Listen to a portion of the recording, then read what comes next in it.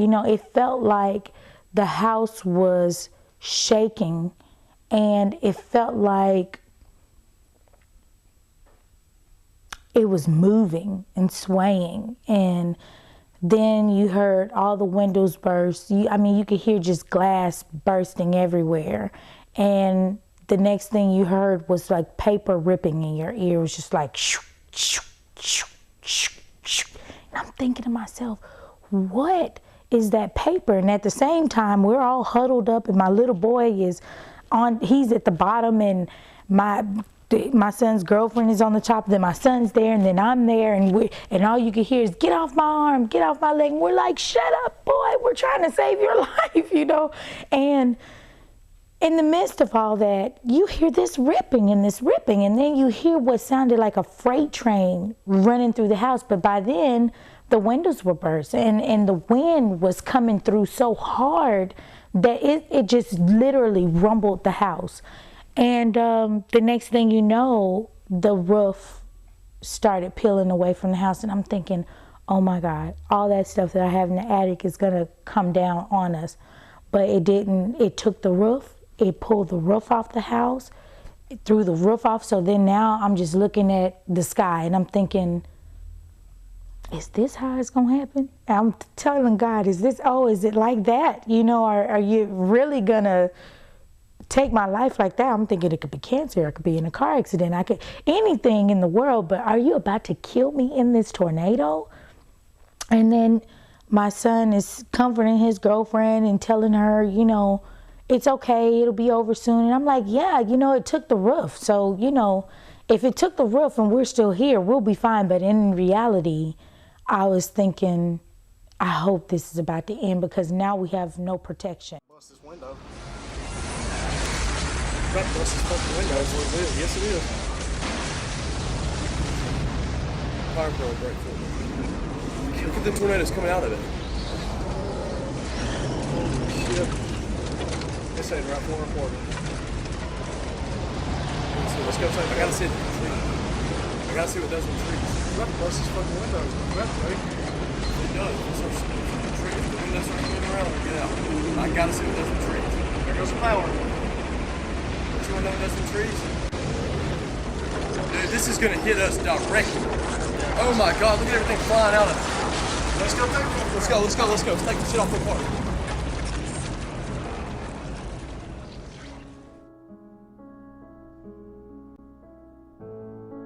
So the storm stopped, the wind stopped, and everything got unbelievably still.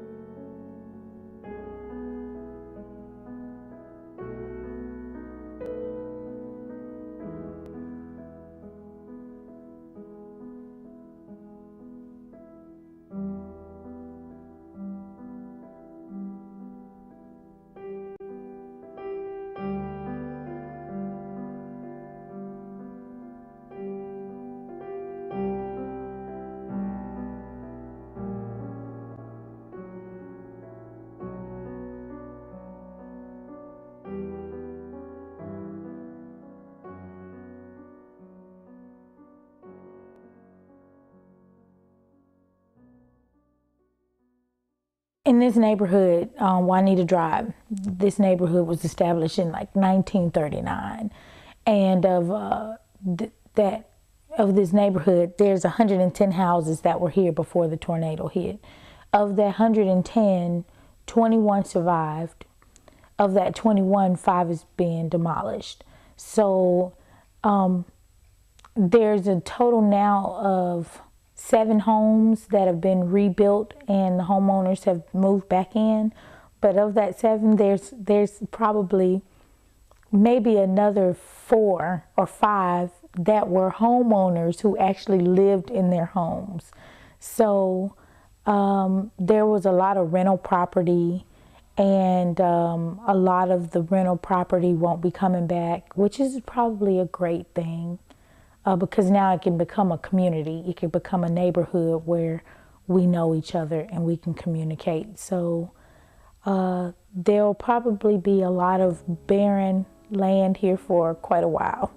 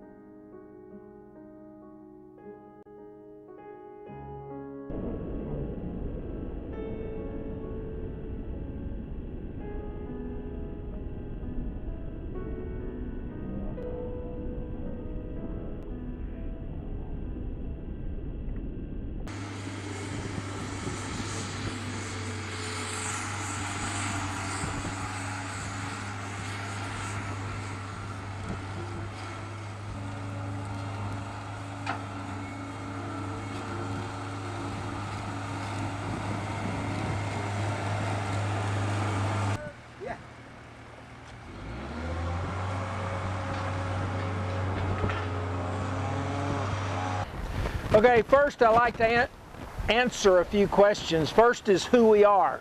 I represent an organization called Samaritan's Purse. We are an international Christian relief organization. We do a lot of different things in a lot of different places in the world. One of the things that we do is we do disaster relief in the United States and other places.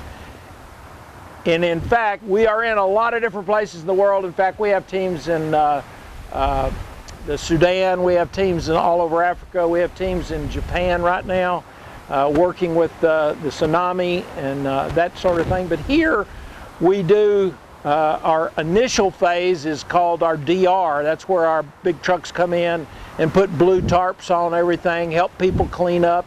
And they came in here into Tuscaloosa the day after your tornado. And we have had about 5,000 or 6,000 volunteers that came and worked. Some of them had orange on, but then nobody would wear the orange, so we had to reprint 5,000 t-shirts in red because the people had to have red t-shirts. I mean, what are you going to do? What are you going to do? So anyway, then my team comes back in, and we come back in maybe 3 or 4 months after the initial problem and try to find the people that need help that can't help themselves, whether they are underinsured, non-insured, all of those kind of things. And so we bring a team in and we start bringing volunteers to help people rebuild. Stephanie over here was the first complete rebuild. We celebrated her home about, when did we do that? A month ago? Was it a month ago? Something like that. Huh? 4 weeks, that's a month, right? Okay, good.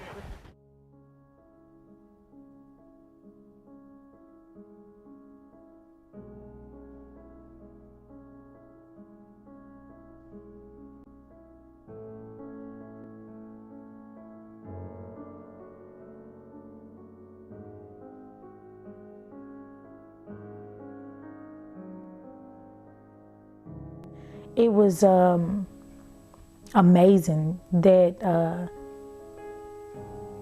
that I ended up with a group that had the same mission that I've always carried with me. You know, I love helping people, and I had been looking for a mission group that traveled out of the country and handled, you know, disasters, and I've always wanted to do work overseas and different things like that, and it kind of all came together in a very odd way, you know. So I'm happy, very happy. All right, Sharon, come here. It's your turn. Now, Sharon, I told her she's going to talk, and she said, I'll just probably just, you know, get real messy.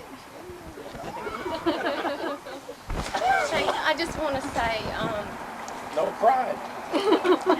that I have been so blessed since this happened by everyone, but we're studying in our Bible study about angels. And these are my angels. That one right there is very special to me. And I just want to thank them from the bottom of my heart. I love y'all. Thank you.